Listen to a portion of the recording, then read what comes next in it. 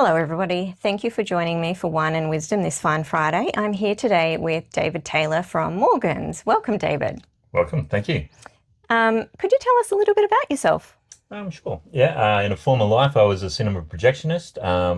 After that, I worked in a pub in Surrey, and then I got on with my life. I travelled for a couple of years, but then I got on with my life. And about 20 years ago, I started in financial advice, and I worked my way up to being a certified financial planner, and it's been about 20 years Mm. now. So I've been with boutique advisory firms. I've been with a big bank hmm for a number of years, and I've been with Morgans now for going on a decade next year. Excellent. Mm. Well, what I thought I'd get you in today to talk about specifically are self-managed super funds. So at the moment, what is hot right now with self-managed super funds?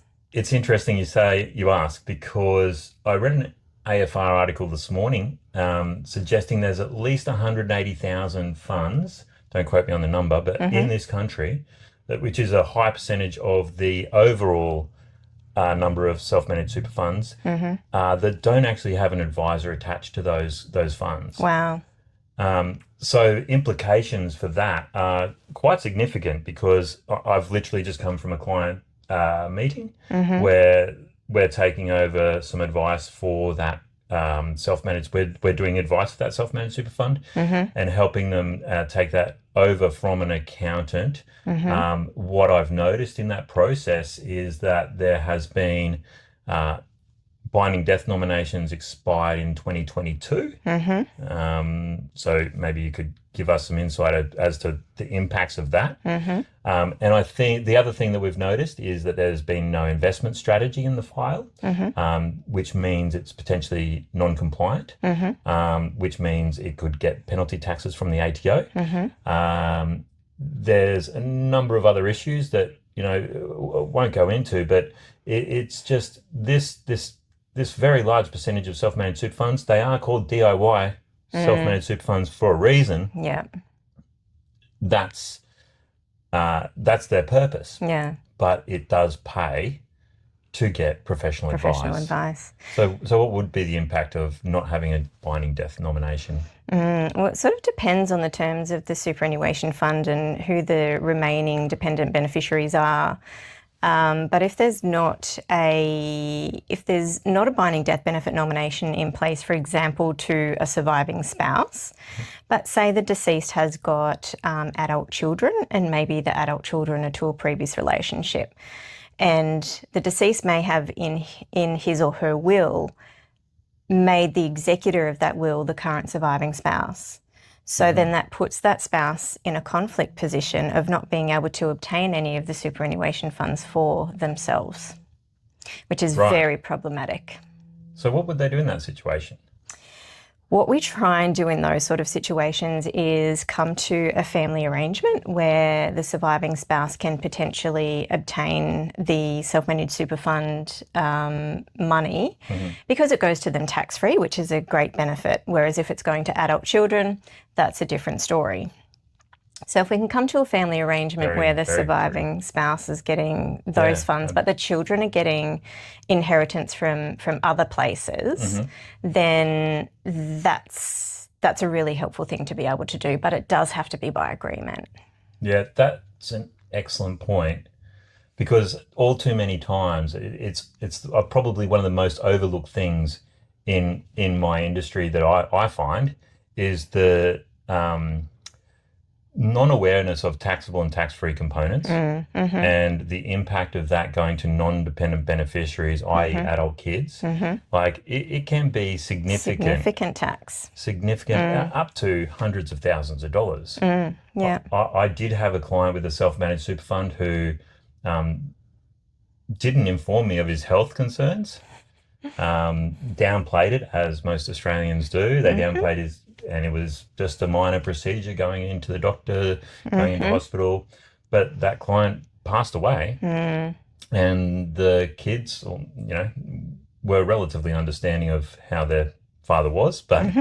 it cost them 170 grand Mm. in tax that could have been avoided. it could have been avoided. Yeah, exactly. By the same token, I've also sat across the table from clients who were diagnosed as terminal with this father's three daughters, and we knew what was coming, so we shut down the super fund, closed it all down, put it in his bank account, and saved several tens of thousands of dollars in tax that would otherwise be payable. And just getting back to those DIY self-managed super funds, if there is, say, an accountant that has set up this self-managed super fund, what I have sometimes seen is that the accountant has done the strategy advice for the investment and obviously provided that to a self-managed super fund auditor. Can they actually do that?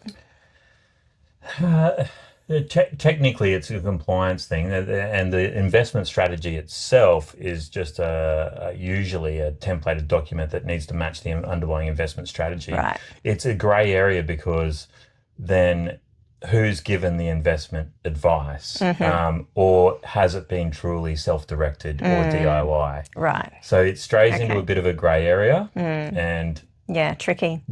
Yeah, really tricky. So in terms of self-managed super funds themselves, I find them a great vehicle when they're set up properly. They've got all the right documentation in place. It's all validly done. It's fantastic.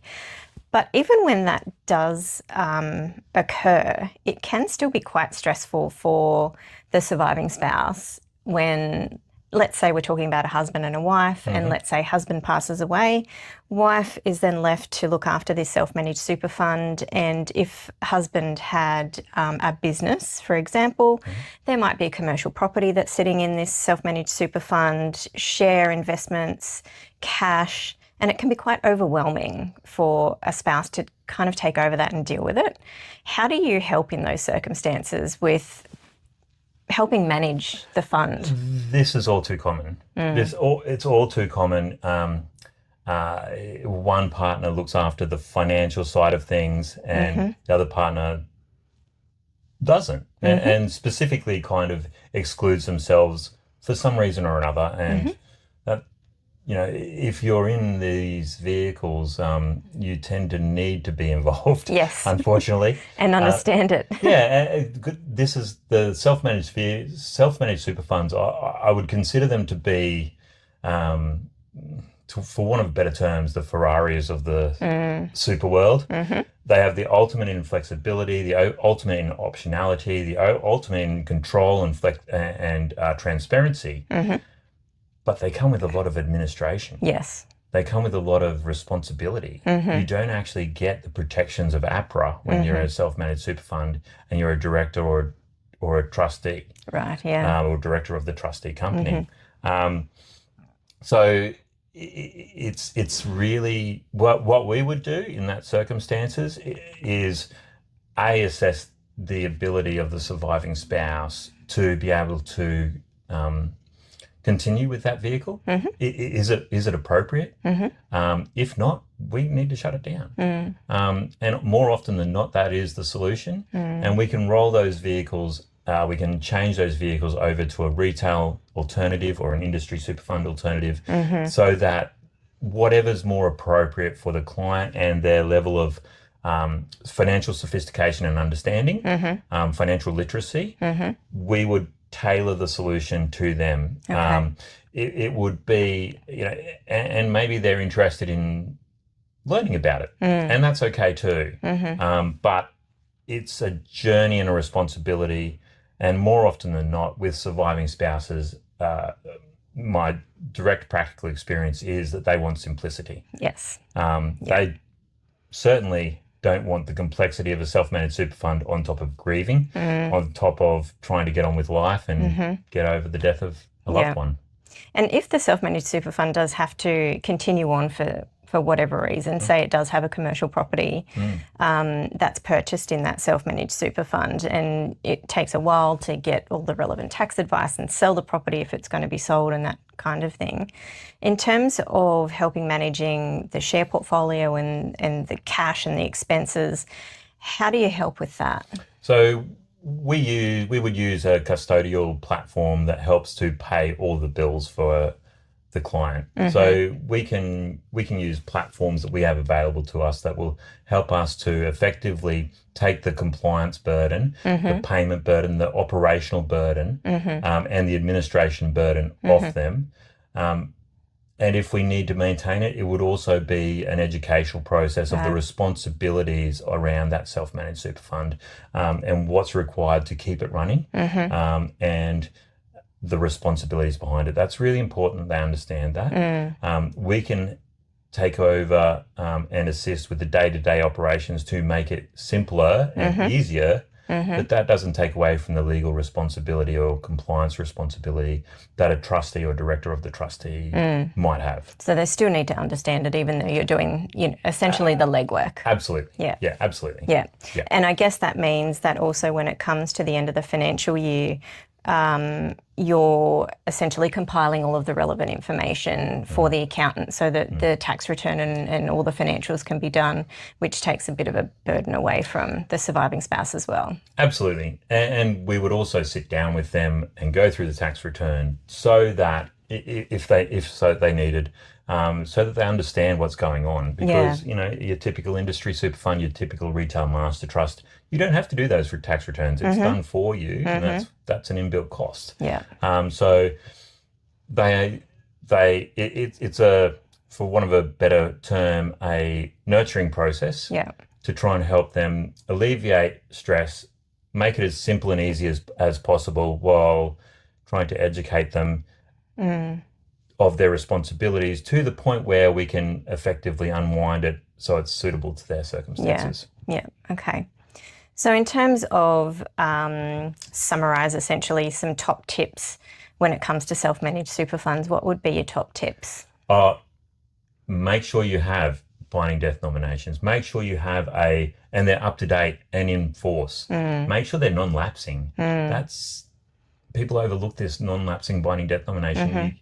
That's the beauty of a self-managed super fund, that you can have a binding non-lapsing self-managed binding death nomination. Yeah. Make sure you have your investment strategy up to date. And done by an appropriate professional. I see all too many of them that I've done 3, 5, 10 years ago, and they're just not appropriate anymore. Yeah. To be like, auditors are asking for them each and every year now, so they're making sure that they're relevant and pertinent, which is good. Make sure that the auditor's independent. Make sure your accounting is independent of the auditor. And I would suggest it wouldn't hurt getting one-off advice every now and then to make sure that it's aligned with your goals and objectives. It's doing so that you can get a third-party person. You're not seeking confirmation bias on how you've set it up, and just get a fresh set of eyes over the fund, over the investments, at a point in time, periodically. It is a DIY fund for a reason. That's fine, but it doesn't hurt at all to get a third-party perspective every now and then. Yeah, it doesn't hurt anyone in any realm to get a third-party perspective. Yeah, good idea. Even if it were to, if we were making an analogy on your health, it makes sense to get a third-party perspective, i.e. a doctor, every now and then to have a look at it. Yeah, that's right. Yeah.